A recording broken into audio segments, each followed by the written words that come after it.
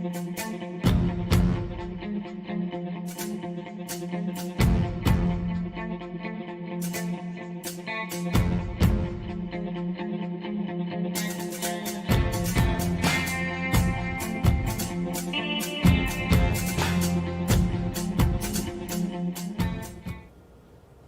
we are, Hudson County View, live and uncut. And I'm your host, the man of the hour, too sweet to be sour, the women's pet, and the men's regret, where what you see is what you get, and what you don't is better yet. John, our highness. And of course, the latest and greatest in Hudson County news is every week. And we got quite a few interesting topics, which of course is the norm here. We want to talk about the Civilian Complaint Review Board in Jersey City. That actually didn't make it to a vote last night, but we still heard some interesting public comments. And, in an opportune turn of events, actually joining me today will be Ward E Councilman James Solomon, one of the co-sponsors of that legislation. So certainly we're going to have a discussion about that and much more. Last week, where we were snowed out, also in Ward E news, we now know that Chief Municipal Prosecutor Jake Hudnut will be on Mayor Stephen Fulop's ticket. I think it's inevitable we'll be discussing that as well. On top of that, beyond just the nitty-gritty Jersey City politics, we also heard today that Jersey City and Hoboken bike share program is moving forward. It's looking like 650 bikes in Jersey City and 300 in Hoboken, pending council approval in the Mile Square City next week. So that's good news for those of you that have given up your cars in favor of two wheels. So let's see how that goes. But I can't imagine that's not going to be approved. That seems like a pretty simple one. So we'll see what happens there. And beyond that, we're also going to talk about COVID-19, as we have been for almost a year now. We're going to talk about what's been going on at the various vaccination sites across the county. All that, and perhaps even a little bit more, but first we're going to take a break from our sponsors. Burns Brothers Memorials, Monuments, and Markers, 787 Tunley Avenue, Jersey City. Hudson County's only monument maker, serving all faiths and cemeteries. Design, studio, and large inventory on site. Cemetery inscriptions and custom orders welcome. Burns Brothers Memorials, Monuments, and Markers, 787 Tunley Avenue, just south of Secaucus Road. Craftsmanship that will last for all eternity.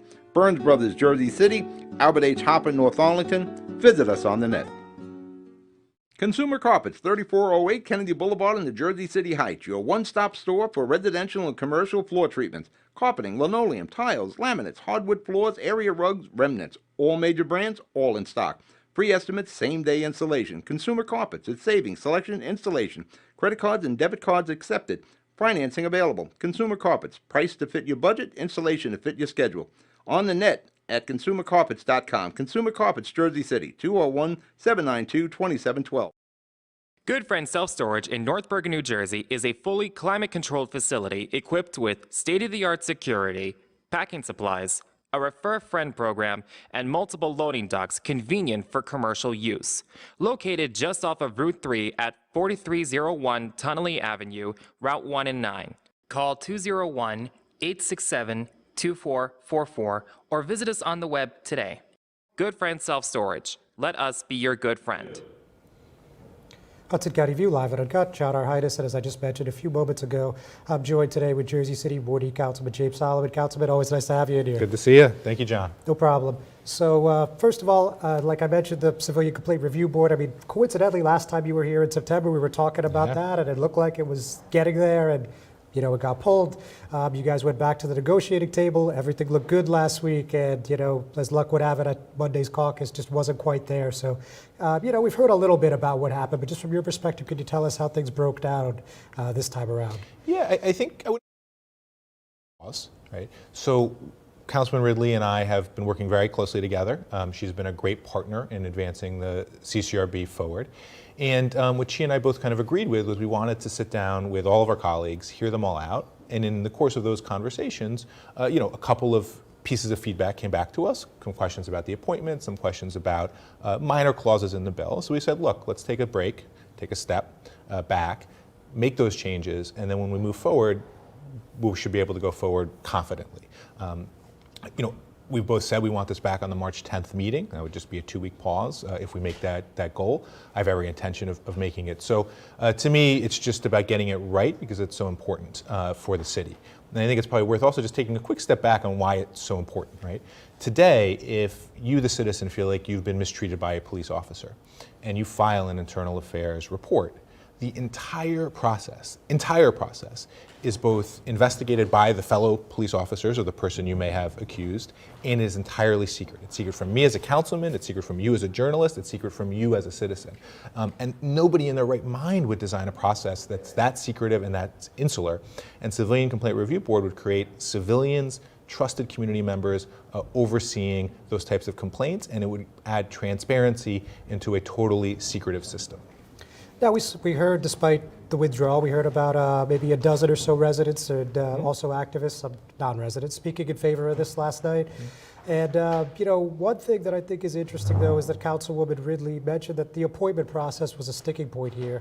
And I know that was a problem, back last year, too. So what do you think is going to be the resolution? I mean, do you have any color on that? Yeah, I mean, look, I think we're going to make some adjustments to it, but the core structure will remain the same. And the core structure is ensuring that the community, independent community voices, not people from the political machine, have a great say in who gets appointed to the board, because that's how the board has trust. So I think we're going to sit down, I think we're going to make some adjustments to that process, and I think we'll come back with a bill that it passes the city council. And then I was joking the other day, it's a merengue, it's a 2-step. So first step is Jersey City, and then the second step is Trenton. So we're going to hopefully put the foundation in place in Jersey City very soon, and then all of our efforts and all of our focus go to Trenton to ensure that the state passes the bill in Trenton, Assemblyman McKnight's CCRB bill that would give us the authority to ensure our CCRB is strong in Jersey City. So what do you think about the perspective that some say, the CCRB in Jersey City, as you know, of course, can't be enacted until the state takes their action. So some people believe that maybe you should have let Trenton go first. So why did you feel that this made more sense? Yeah, it's a great question and a totally reasonable one. First, Assemblyman McKnight has said to both Councilman Ridley and myself, you going in Jersey City helps me in Trenton. Because now the two biggest cities in New Jersey, Newark and Jersey City, have not just said we want a CCRB because words are cheap. We've taken action. We've taken political steps that, may come back to bite us, right? I mean, I saw the comments from the POBA president. I'm sure he's going to be spending money against me in the upcoming election, right? But I'm saying that this is so important, it's worth taking the political heat for. It's so important for Jersey City that, you sort of say, look, I don't care what comes back at me. And that's what Assemblyman McKnight can take to everyone else in Trenton and say, look, people in Jersey City and Newark are putting their money where their mouth is, and that's going to help her. So you mentioned Carmine Disbrow, not by name, but there we go. Carmine Disbrow, the POBA president. Yeah. So, he had a pretty strong statement, as you alluded to, and he said that, he feels like this could send a chilling effect to the men and women of the JCPD, and he feels like political appointees should not be second-guessing law enforcement decisions in the heat of the moment. I'm paraphrasing slightly, but that was about it. So, I mean, what's your, direct reaction to what he said there? Yeah, so it's clear that we shouldn't have fear-mongering about a CCRB, right? Civilian review boards are in many, many cities across the country. The people appointed are going to be trusted community members. There's a public process to appoint them. So if the POBA feels there's a member who might not be fair and impartial, they can come before the city council before we vote on that person and express their views and opinions. The CCRB will have at least one ex-law enforcement officer on the CCRB to provide that important perspective in discussions. But let's be clear, right? The current system is secret. Nobody can look into it. And I don't see how in your right mind you could defend that system, a system in which the public has no ability to know if the internal affairs are fairly investigating accusations of misconduct. And just one more thing on this topic. So I know there was a point where there was a draft where the appointees of the CCRB board would be paid. Is that still the plan at this moment? So it is not in the current draft. The CCRB members would not be paid. I think on a broader policy level, we should look at the idea of sort of minimal compensation for people who take their time to serve on all of Jersey City's boards. Planning board, environmental commission, zoning commission, hopefully CCRB in the future, because people are giving their time, and we don't want to make this something that only people who have the money to volunteer their time can do. So I think we should look on that, but it's not going to be for CCRB by itself. It's going to be for a holistic look at all of the boards in Jersey City. Very good, Councilman. With that, we're just going to take a quick break. We'll be right back. The Jersey City Medical Center. You know it for its award-winning, life-saving ambulance service. It's also your health hub, with health and wellness locations staffed with certified professionals all through Hudson County. The Jersey City Medical Center, here to help you with your healthy, here when you need us the most. The Jersey City Medical Center. Visit us on the net to learn more. Jersey City Medical Center, Robert Wood Johnson, Barnabas Health Facility. Let's be healthy together. Newport, the luxury waterfront community on the Hudson River, offers the quality of life you deserve in 10 high-rise rental towers with amenities such as the on-site Newport Path subway, light rail and ferry service, Newport Town Square, 3 playgrounds, dog run, upscale restaurants, retail giants like Sears, JCPenney, Macy's, and Target. Morton Williams Supermarket is just outside your front door. A health and fitness club, spa, skating rink, and medical facilities are also on site. NewportNJ.com. Enjoy the New York skyline from Newport Town Square. Manhattan is just one path stop away or quick ride through the Holland Tunnel. Nursery and private elementary schools all on site. 12-screen movie theater at the Newport Center Mall. Want to visit Newport? Stay at the Westin or Marriott Hotel. Go to NewportNJ.com for details. Newport has luxurious towers, great restaurants, shopping, New York skyline views, schools, playgrounds, a marina and yacht club, gym, spa, fine wine, fine living. It's incredible. It's you. NewportNJ.com. Newport. Live like you want. Hudson County View live at Uncut. John R. Heidiss, and I obviously am still with Jersey City Wardy Councilman James Solomon. So, Councilman, that was opportune time. We finished up, right on the dot there. So let's talk a little bit about the upcoming election, November 2nd. It's still a ways off, obviously, but now, finally, after weeks of speculation, we know Jay Cudnut, Chief Municipal Prosecutor, head of the Quality of Life Task Force, and former ally to a certain point at least, from 2017 anyway, now will be your opponent, and he'll be running on the mayor's ticket. So just generally speaking, what did you think of their announcement and how they framed his candidacy?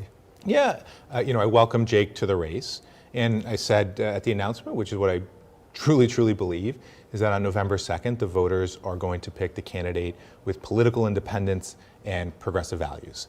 And I think over the last 4 years, my track record really speaks for itself. I promised voters 4 years ago, looked them in the eye and promised them, right, I'm going to remain independent. I'm going to work with Mayor Fulop when he's doing the right thing, but I'm going to challenge him and say that he's doing the wrong thing when he does that. And that's what I've done. We authored the Airbnb legislation together with Councilman Prinzeri, got that passed. That's when he was doing what was right. But when he just put a secret $16 million water tax on the taxpayers of Jersey City, didn't tell anybody, did it secretly through the MUA, I said, what the fundamental truth is that is wrong. And that's what I think the voters of Wardy want. They want independence and they want progressive values. And I'm very confident that on November 2nd, they'll vote to re-elect me. All right, very good. So now, interestingly, just a couple days ago now, Tuesday evening, when most of us were settled in at home, we saw a tweet from Matt Freeman of Politico, and we saw that announcement. I believe that was February 18th.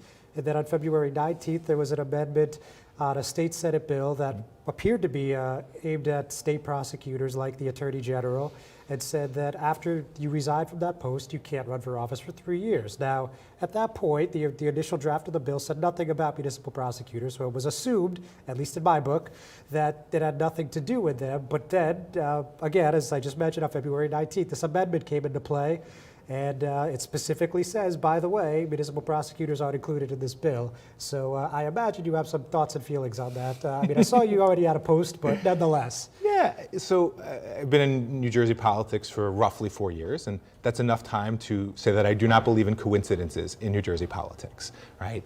So if the amendment is the day after the announcement, it is. I don't think that was a coincidence. With that said, I'm not running for re-election based on things that are happening in Trenton. So I'm not feel the need to sort of say more than what I said, which was that it was a funny, it was a very funny coincidence. And I'm really proud to just be running for re-election, and I think a really great track record. And I'm really proud of the work on safe streets.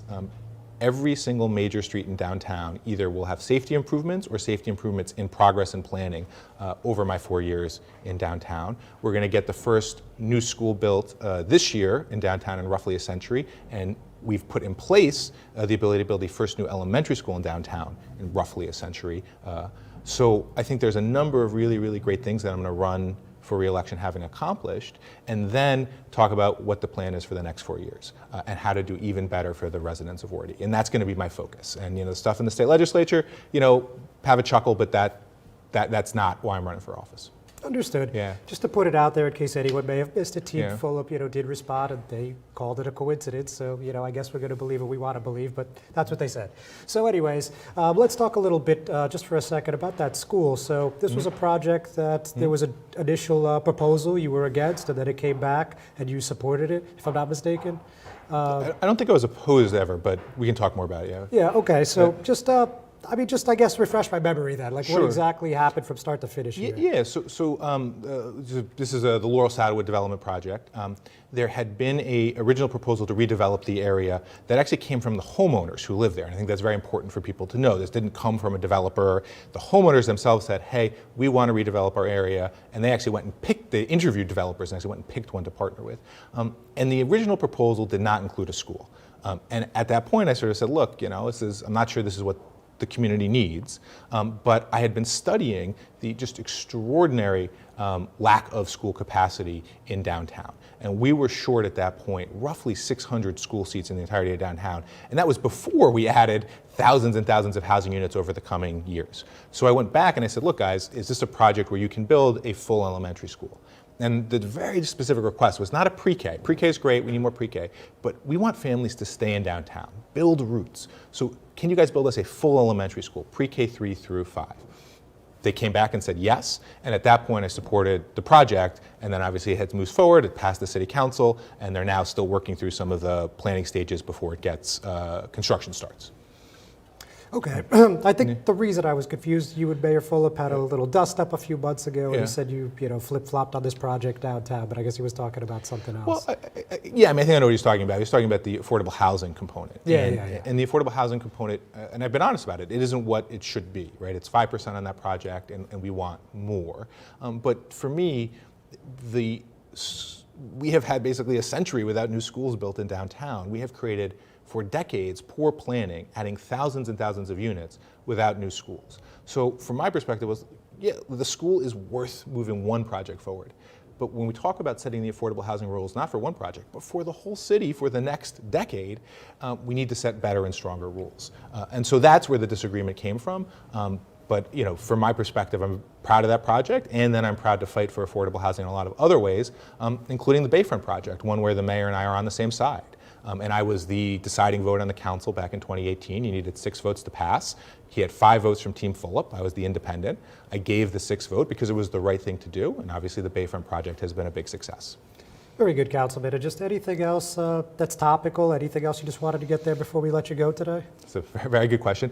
Very, very excited to be working with a team of students from the new school about how we can strengthen Jersey City's anti-corruption policies. As you well know, because you've done incredible reporting on it, we've had a series of investigations and arrests in Jersey City. Obviously, Sudan Thomas being, there's more arrests than I can. Yeah, there's more arrests than I can count on that guy. But we had a woman in the rec department. We've had officers in the off-duty program. We had Tommy Bertoli, the mayor's political advisor, through tax evasion charges.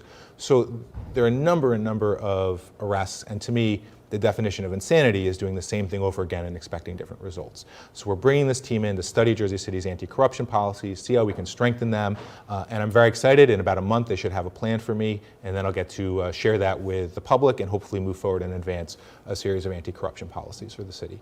Well, that certainly sounds like something to look forward to. I did have a chance to speak with them. Seems like a sharp team. So, look forward to seeing the end result. Councilman, thank you so much for your time. Thank you, John. Appreciate it. Ladies and gentlemen, thanks for joining in. We're not done yet, but we are going to take one more commercial break. We'll be right back.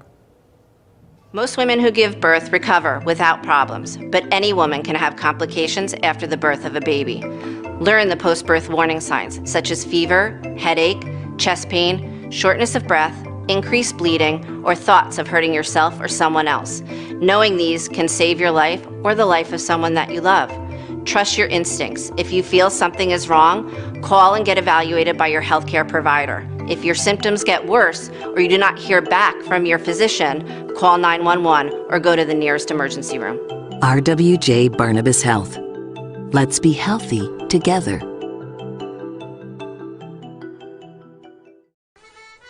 Pen and Pencil Properties, Jersey City.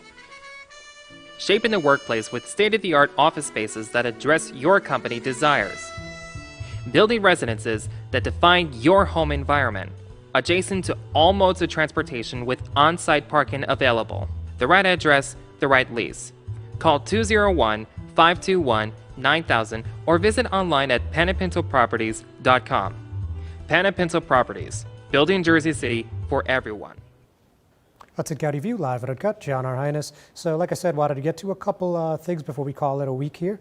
So let me tell you about a bill that was introduced by Assemblywoman Annette Chaparro, who actually just joined us 2 weeks ago. But, you know, regardless of that, the Assemblywoman introduced a bill that would allow proof of payment from NJ Transit that would eliminate a $75 fines for people that ride the light rail and they forget their timestamp. So let me just tell you a little bit about the bill. First, let me take you from her perspective what's going on here. There's no reason for someone who rightfully bought a light rail ticket but failed to validate it to be penalized equally to a person who did not buy a ticket. Some riders may expect a conductor to validate their ticket just as they do on commuter rails, or may not know they're supposed to timestamp their own ticket on a separate machine. With varying policies and procedures across NJ Transit services, it's easy to see why there could be confusion. This bill simplifies the ticket validation process for riders by providing them proof of payment and ticket validity. The goal is to protect passengers from being unfairly penalized and make the system easier for all. So basically, I think that's a pretty good summary, but basically under Bill A1223, passengers would receive proof of payment that would include the time period for which the ticket is valid or the time of expiration, so that light rail riders would not need to timestamp their tickets any longer. And again, that risk of being fined would no longer be there. So, you know, we're seeing a lot of positive feedback online, especially on our Facebook post on this story. A lot of people are pretty excited about this. You know, sometimes it's the little things, and this is something that, you know, people, obviously commuters, have been bothered by for quite a while. So if they could put an end to this, it looks like it would make a lot of people happy. And it doesn't look like this would take a lot of manpower. Obviously, I can't speak for NJ Transit, but it seems like something that could be implemented in relatively short order. But, you know, with all that said, this has still got a little ways to go. This was cleared by the Assembly Transportation and Independent Authorities Committee, but, you know, it'll still need a vote of the full Assembly. Of course, it will have to pass a Senate committee, and then the full Senate, and then Governor Phil Murphy would have to sign. So, you know, at best, we're probably a few weeks away. But certainly an interesting piece of legislation that, again, a lot of people had some interesting feedback on. So another thing, I almost never talk about letters to the editor or editorials while I'm here, but I'm going to make an exception this time because we got an editorial from Jersey City Board of Education President Musab Ali, and he's actually calling on Governor Phil Murphy to switch stances on, in the sense that he wants teachers to be vaccinated immediately. So let me just give you a little excerpt of what he's talking about here. In my opinion, I think a pretty well-written editorial. We haven't heard any news from the governor, but let's go to this. In order to properly run a school district of this size, we need to ensure that our staff are protected to keep schools open. Currently, all staff must quarantine when there is a COVID-19 case in their building. If our staff were vaccinated, this would minimize the need to shut down a building due to a COVID concern. It is not too late to adjust your plan to include making school employees eligible to receive the vaccine. California Governor Newsom just announced he would reserve 10% of the state's first doses for teachers and school employees. We should follow his lead. Despite the CDC's recent comments that vaccinating teachers is not a mandatory prerequisite for schools opening, it's still a highly recommended course of action. So that's, again, just a small excerpt, but I think that's an interesting thing, especially ahead of tonight's Jersey City Board of Education meeting, where I'm told from several credible sources that parents are going to be speaking in favor of some level of reopening. You know, obviously the virtual learning process has been a drag on parents, on students, families, faculty, teachers, in certain ways. And of course, everybody wants to stay safe, especially when it comes to family, loved ones, colleagues. But it's been a long time, as we all know. Last March, Governor Murphy closed the schools due to the pandemic, and now some people are hoping to at least get to some version of hybrid learning. Of course, that doesn't mean that the school district is going to enact anything of that nature, but you know, I've got a good feeling that we're going to hear quite a bit on this subject tonight. So that meeting's at 6 o'clock, and you could watch that on the Jersey City Public Schools Facebook page. That's a live stream. And right now, we're just going to take a final commercial break. We'll see you in just a few moments. Stevens Jersey City Ford, located right off of NJ 440 North. Across the Hudson Mall is your one stop for all your automotive needs. Check out Ford's latest models like the 2020 Ford Fusion with its stylish looks and hybrid options, or the unparalleled high-performance 2020 Ford Mustang. The 2020 Ford F-150 Raptor is ready for those rugged off-road terrains with trail control. Need a mid-sized truck for your towing and hauling? The 2020 Ford Ranger will deliver. The 2020 Ford Escape is a luxury SUV that was made for comfort and adventure on the go. Returning is Ford's legendary Bronco, which takes you back to the true meaning of off-roading. They are now available for pre-order in our showroom or on our website. Let us help you find your next vehicle. Stevens, Jersey City Ford, 201-432-7272. Hudson County View, live at Uncut, John Arhitis. So we want to talk about a pretty big decision up over in North Hudson. As we reported last month, longtime business administrator Chris Peonies, who has worked in the township of North Bergen since 1989, will be retiring in the summer. And we've actually found his successor, and it's a familiar face. North Bergen Health Officer Janet Castro will succeed Peonies, and it looks like she'll be taking over effective on July 1, and Peonies will be sticking around to help her through the transition. So certainly a hearty congratulations is in order there. And we're going to read a statement briefly from State Senator and North Bergen Mayor Nick Sacco. He said, Janet Castro has proven herself to be an incredibly dedicated and competent public servant, especially in the last year when she has guided our comprehensive response to the COVID-19 pandemic as our top public health official. And a lot of eyes have been on her in the past year, ever since this public health emergency, because not only is she the health officer in North Bergen, she's also the health officer in Union City, Weehawken, Harrison, Secaucus, and Guttenberg. So certainly she has been busy like all of our public health employees across the state and really across the nation, but her work has been noticed here in Hudson County, as you can see by this significant, if you want to call it, promotion. So we're also going to hear from what Chris Peonies, who of course will be departing, had to say on this. And he said, having collaborated with Janet Castro for many years, and especially seeing the way she has worked around the clock, helping us handle the pandemic over the last year, I have tremendous confidence that she is the right person for this position. So just briefly, some background on her work experience. She's been employed by the township since 2004, has a bachelor's degree in psychology and sociology, a master's degree in public health, and is pursuing a second master's degree in public administration, as well as the Certified Public Managers Program at Rutgers University. So, certainly looks like she has big shoes to fill, but also certainly looks like she's up for the challenge. So that's something we're going to keep our eyes on up in the north. And I guess you could call this a real estate story, but realistically, it's so much more. Before we call it a day, I just want to tell you about Devil's Arena Entertainment taking on the $72 million renovation of Jersey City's Loew's Theater. You can see right there behind me one of the renderings that were released. And, clearly this is a big investment for Journal Square, for the Loew's Theater, and for the city of Jersey City. I mean, $72 million, of course, is nothing to shake a stick at, even when you're talking municipal budgets, right? And construction's tentatively expected to begin in 2022, and opening is tentatively planned for 2025. So let's hear a little bit more about what's happening here. As you know, this theater is about a century old, and they want a state-of-the-art 3,300-seat venue to attract superstar and up-and-coming performing artists, as well as to serve as an economic engine and development and hub for Journal Square. So, just quickly, what they're looking to do is modernize the technology with visual and acoustic upgrades. They're talking about, basically HVAC, plumbing, and electrical upgrades, and historic preservation of stage lighting, control boards, pop-up microphones, orchestra, organ lifts, and much more. I mean, I imagine most of you have seen this one already, but if you haven't, and you're interested in what's going on in Journal Square, I highly recommend you give it a read when you have a chance. With that, ladies and gentlemen, we're going to call it a show. Thanks so much for your continued attention and support. We'll see you next week.